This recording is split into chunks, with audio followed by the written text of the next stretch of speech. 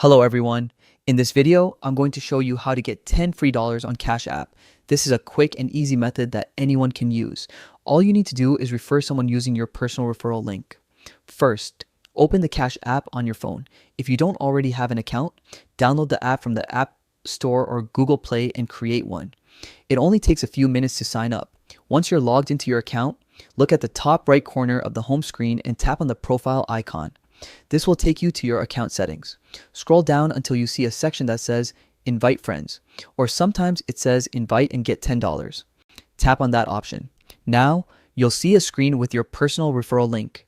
You can choose to invite people directly from your contact list or tap the share button to copy your link. Then, send that link to your friends or family through text, email, or even post it on social media. Here's how the reward works. The person you invite must download Cash App using your link. Then, they need to create an account and send at least $5 to anyone using the app. Once they do that, both of you will receive $10. The money is usually added to your Cash App balance within a few minutes. Make sure they complete all the required steps. If they miss any part, the bonus might not go through. And that's it. Once your friend finishes the steps, you'll get the $10 reward automatically. It's a simple way to earn a little extra cash by helping someone else sign up.